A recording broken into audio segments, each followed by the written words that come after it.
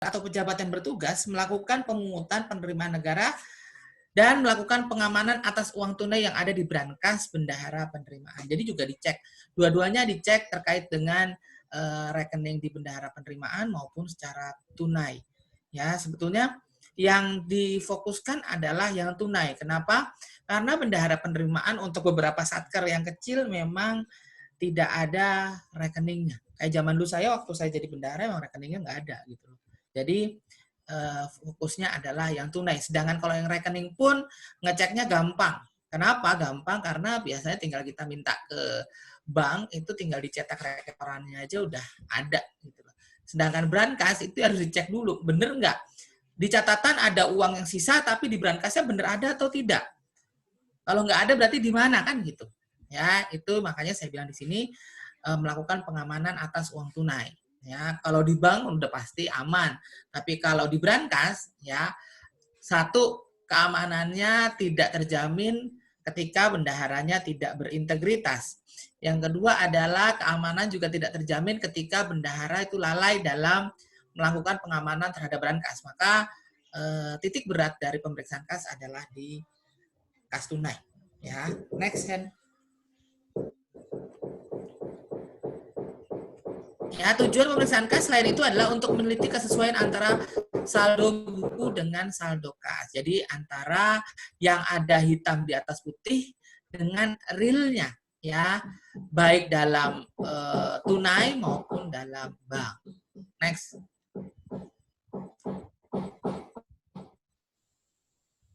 Jadi dan pemeriksaan kas itu satu kali dalam sebulan, di mana dengan BKU-nya ya ditandatangani oleh bendahara penerimaan dan KPA. Jadi sekali lagi BKU itu ditutup tiap akhir ya ditandatangani oleh bendahara penerimaan dan diketahui oleh kuasa pengguna anggaran. Kas ya dilakukan apabila terdapat bendahara ada sangkut paut dengan bendahara sebelumnya.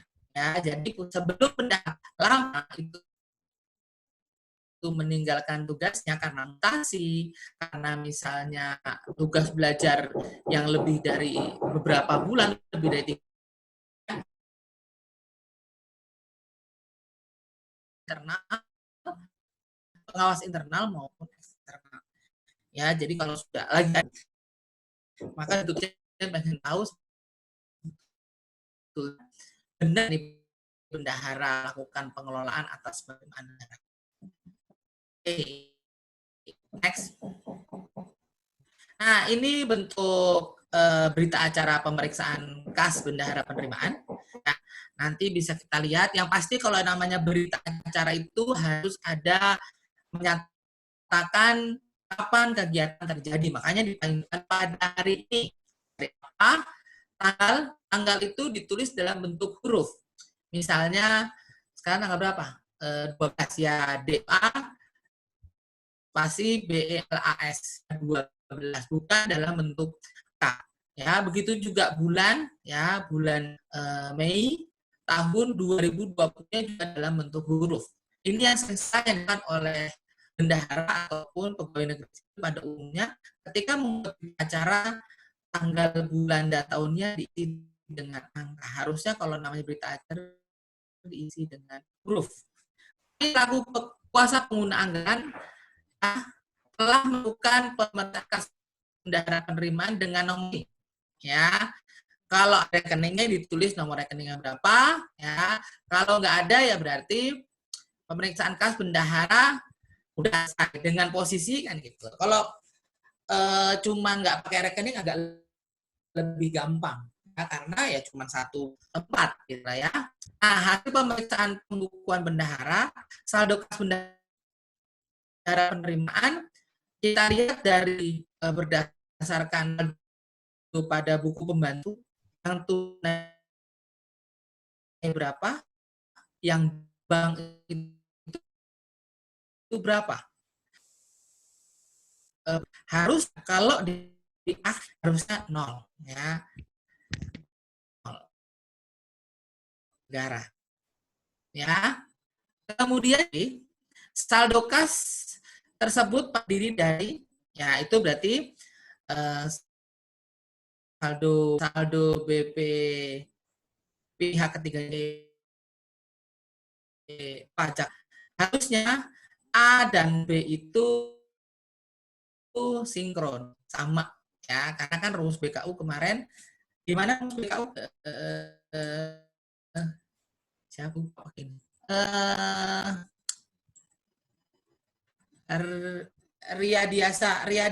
Rihadesi Pileon, ada orangnya? Iya, Pak. Nah, gimana rumus BKU? BKU sama dengan BP Bank tambah BP tunai. Terus itu aja. Atau BKU sama dengan BP PNBP ditambah BP pajak dan ditambah BP lain-lain. Ya, jadi harusnya berarti yang ngeluarin ininya gimana lagi Hen ya? Ngeluarin PPT-nya lagi Hen? Di klik print. Apa ini?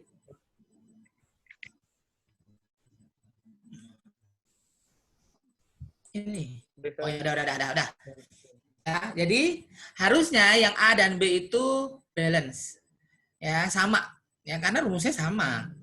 Ya, rumusnya adalah saldo kas tunai tambah saldo kas bank adalah BKU, BP PNBP tambah BP pihak ketiga tambah BP lain-lain tambah BP pajak itu sama BKU. Ya, harusnya sama. Ya. Nah, biasanya terjadi selisih pembukuan. Ya. Gimana kalau terjadi selisih pembukuan? Maka bisa dilihat. Ya, apabila terjadi selisih pembukuan, maka yang nomor 2 harus diisi. Kas yang dikuasai oleh bendahara, ya, uang tunai di brankas berapa, di rekening berapa, ya, jumlahnya berapa. Nah, selisih antara 1A1 dikurang 1A3. Ya, A2, A3. Oh, berarti selisih antara kas yang ada di brankas berapa, yang berada di yang saldo totalnya berapa, itu akan dikurangi. Jadi kalau misalnya nanti dalam pembukuan dan realnya itu berbeda, maka akan dicatat di situ. Kenapa ada selisih? Ya, kenapa ada selisih? Nah, itu dijelaskan di situ. Ya, entah salah ketiklah, entah sudah disetorkan tapi tidak tercatat, entah si bendahara udah nerima duit lupa dicatat, kan gitu. Nah, itu paling bahaya sih, kalau udah nerima duit lupa dicatat, otomatis lupa disetor, kan gitu. Itu yang paling bahaya. Nah, itu ditulis penjelasannya kenapa. Ada yang mau ditanyakan? Ada yang mau ditanyakan? Nggak ada? Nggak ada, oke, kita lanjut ya. Next, hand. Hand.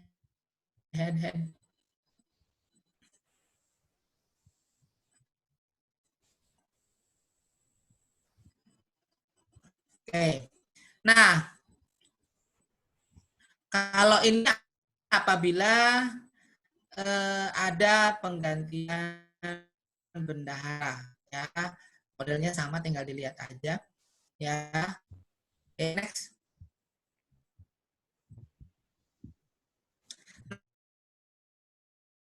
Nah, rekonsiliasi internal. Kepastian pejabat yang bertugas melakukan pemungutan penerimaan negara melakukan rekonsiliasi internal pada laporan keuangan WAKPA dengan pembukuan bendahara penerimaan. Di awal sering saya pernah menyebutkan bahwa saldo di dalam WAKPA dengan yang ada di bendahara penerimaan. Kenapa bisa begitu? Siapa di sini ya?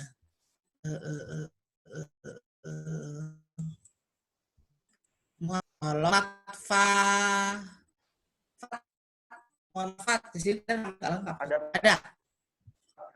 Ya, kenapa bisa terjadi perbedaan?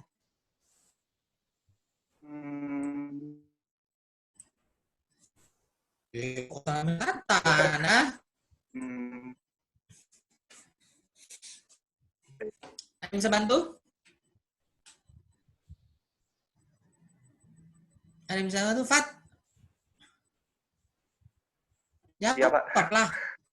Lupa juga, Pak. Jadi, ingat bahwa uang apa itu adalah laporan keuangan dari unit akuntansi KPA, di mana dia akan menghitung semua penerimaan yang sudah masuk ke kas negara. Ya, semua akan dihitung, menghitung atau menata usahakan semua penerimaan yang sudah masuk rekening kas negara. Sedangkan dalam pembukuan bendahara penerimaan, bukan seringkali, memang ketika ada penerimaan yang sudah diterima bendahara penerimaan, walaupun belum di-store ke rekening kas negara, itu sudah diakui sebagai penerimaan negara. Maka ketika misalnya di akhir bulan, ya misalnya di akhir bulan itu tanggal 31, ya si bendahara penerimaan baru terima PNBP-nya di jam 5 sore, otomatis kan sudah tutup kan bendahara. Otomatis di akhir bulan itu ada saldonya. Misalnya dia terima PNBP 5 juta. Baru di-store lagi kesempatan berikutnya kan gitu. Nah, pada waktu direkonsiliasi di bendahara penerimaan itu sudah tercatat ada PNBP 5 juta di bulan Mei misalnya kayak gitu. Tapi ternyata di laporan keuangan WAKPA itu nggak muncul. Kenapa? Karena belum disetorkan ke kas negara. Ya, padahal di dalam pencatatan atau pembukuan bendahara penerimaan sudah diakui, sudah dicatat. Ya, kan kemarin kan bendaharanya adalah kas yang masuk akan dicatat di BKU, akan dicatat di BP, dan juga akan dicatat dalam BPAP walaupun hanya pada bukti setor kan gitu. Ya, tapi WAKPA nggak itu semua yang masuk kas negara itu yang. Nah, untuk mensinkronkan ya antara perhitungan bendahara dengan laporan keuangan WAKPA itu maka dibuatlah yang namanya rekonsiliasi. Ya, oke, next. Ya. Nah, tujuan rekonsiliasi internal adalah jumlah setoran bendahara penerimaan. Nah, termasuk saya bilang tadi, saldo penerimaan negara yang belum disetor. Dikhawatirkan, apalagi kalau satker-satkernya besar, itu biasanya di akhir bulan itu, apalagi di akhir bulan misalnya tanggal 31 Mei, jatuhnya Jumat. Mau nggak mau itu pasti ada selisihnya antara laporan WAKPA dengan bendahara penerimaan. Ya, ya. Mau ditanyakan di sini. Oke.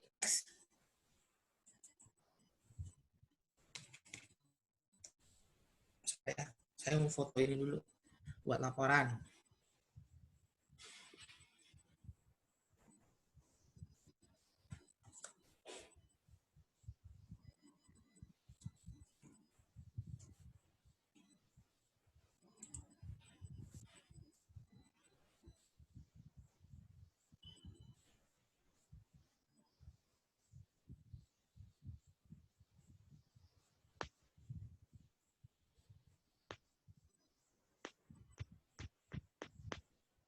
Oke. Nah, ini berita acara pemeriksaan kas dan rekonsiliasi. Ya, nanti nggak kalian baca isinya juga apa aja kalian baca. Ya, selama kalian nggak ada saldo yang sudah kalian setorkan semua ya berarti aman. Ya. Sebentar ya, saya urus portal dulu ya.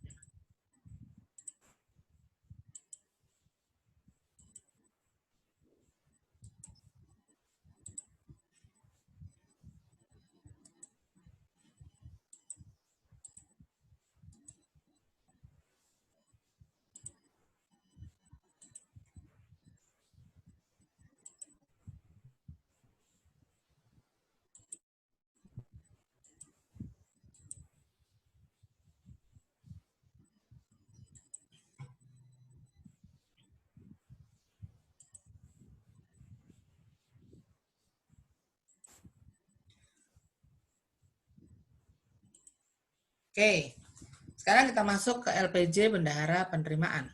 Setelah Bendahara Penerimaan melaksanakan pembukuan terhadap semua transaksi penerimaan, baik tunai melalui rekening Bendahara Penerimaan maupun langsung ke kas negara, maka bendahara wajib membuat laporan pertanggungjawaban kepada kuasa bun dan badan pemeriksa keuangan untuk mempertanggungjawabkan uang atau surat berharga yang dikelolanya. Nah, bendahara penerimaan wajib membuat laporan pertanggungjawaban minimal 1 kali dalam sebulan atas uang yang dikelolanya baik dalam bentuk rupiah maupun falas. Ya, next. Nah, isi laporan pertanggungjawaban bendahara penerimaan adalah yang pertama saldo awal, ya. Kemudian ada penambahan atau pengurangan, ya. Penambahan itu berarti ada diterima PNBP, pengurangan berarti disetorkan ke kas negara, dan saldo pada BKU maupun buku-buku pembantunya. Ya, kemudian di dalam LPJ tersebut ada uang tunai dan rekening bank di akhir bulan itu berapa. Kemudian hasil rekonsiliasi internal, ya tadi yang sudah kita bicarakan. Jadi yang pertama adalah pemeriksaan kas dulu, kemudian ada rekonsiliasi internal, baru dibuat LPJ-nya. Dan penjelasan atas apabila terjadi selisih antara saldo buku dan saldo yang ada bentuk fisiknya. Ya, jadi kalau ada perbedaan antara saldo yang di buku dengan bentuk fisik, baik berupa cash tunai maupun rekening, maka itu juga dilaporkan kenapa ada selisihnya. Ya, oke, next. Dokumen sumbernya dari BKU, buku pembantu dan BPAP. Next. Nah, disampaikan kepada Kepala PPN, Menteri Keuangan. Tembusannya adalah Menteri Keuangan dan BPK. Kalau tembusan itu opsional, bisa ditambah lagi misalnya kepada Sekretaris Eselon 1 itu boleh. Kemudian kalau dia satker di daerah berarti Kakanwilnya juga boleh. Kemudian itu opsional. Yang terutama adalah Kepala KPPN, ya ditujukan kepada Kepala KPPN, tembusannya yang harus dimasukkan itu adalah Menteri dan Ketua BPK. Ya. Nah, dalam lampiran LPJ tersebut, ya daftar rincian saldo memuat daftar rincian saldo rekening, rekening koran yang dikeluarkan oleh bank, berita acara pemeriksaan kas dan rekonsiliasi, dan konfirmasi penerimaan negara dari KPPN. Jadi ya konfirmasi itu untuk menyatakan bahwa apakah pencatatan KPPN itu sudah memasukkan semua penerimaan kita. Yang saya bilang bahwa ketika dulu saya menyetorkan rekening PNBP ke rekening kas negara melalui Bank BNI, ternyata KPPN nggak nyatat. Ya, nah makanya perlu konfirmasi. Ya, penyampaiannya adalah tidak lebih dari tanggal 10 bulan berikutnya, karena ini berkas-berkasnya banyak, kayak misalnya konfirmasi KPPN, kemudian rekening koran, itu kan harus minta dari bank, ya, rincian saldo rekening juga minta dari bank, itu memang butuh waktu lama, maka penyampaiannya maksimal tanggal 10 di bulan berikutnya. Ya, termasuk, saya nggak ngerti maksudnya saksi di sini apa, ya mungkin kalau ada ya terkait dengan penundaan penerbitan SP2D, ya misalnya kayak kenapa, karena di SP2D itu ada yang namanya sewa rumah dinas, maka kalau apabila ada penundaan penerbitan SP2D maka harus dicantumkan, karena sewa rumah dinas kan sifatnya flat, ya dari tahun ke tahun, bulan ke bulan nggak berubah, maka kalau misalnya ternyata SP2D-nya ada masalah dan belum diterbitkan, maka bisa dicantumkan bahwa sebetulnya ini sudah dimasukkan SPM-nya, namun SP2D-nya belum diterbitkan. Itu boleh, ya. Karena yang mau nggak mau pasti terbit gitu loh, pasti terbit. Nggak mungkin nggak terbit karena SP2D terkait dengan gaji. Ya, oke, next. Ini format LPJ bendahara penerimaan, ya. Nanti tinggal kalian baca aja. Ya, itu udah jelas, ya. Itu terkait dengan saldo-saldo yang ada di BKU dan BP, ya, buku pembantu. Next. Ini daftar rincian saldo rekening yang dikelola oleh bendahara penerimaan. Oke, next. Ya, ini nggak susah, dan pasti nanti kalian setiap ujian nanti itu pasti modelnya adalah suruh bikin pencatatan dalam BKU, BP, dan BPAP, terus pasti suruh bikin berita acara yang tadi saya sampaikan. Itu pasti ujiannya kayak gitu. Cuman saya sih penekanannya nggak terlalu menekankan pada lab LPG, kemudian rekonsiliasi, itu tinggal kalian hafalkan formatnya, udah bisa kok, itu gampang ya, kalian hafal formatnya, kalian. Yang penting adalah ketika kalian sudah benar dalam pembukuannya, insya Allah pemeriksaan kas, rekonsiliasi, dan LPG-nya benar. Tapi kalau kalian salah dalam pembukuan, ya ke belakangnya salah. Gitu loh ya. Jadi nanti tinggal untuk yang pertemuan kelima, ya kuatkan dulu, bagi saya ya kuatkan dulu di pembukuannya. Oke, sekarang kita masuk tugas kalian. Tolong buka tugas masing-masing untuk latihan yang kedua, yaitu satkernya adalah KPKNL Sukabumi. Logikanya nggak paham falsafahnya, ya begitu aplikasinya rusak, aplikasinya nggak jalan, kalian nggak ngerti gitu loh. Ya, aplikasi kan cuma mempermudah, tapi kalian sebagai eksekutornya kalian harus tahu bagaimana mengoperasikan secara manual. Oke, sudah siap soalnya dan jawabannya?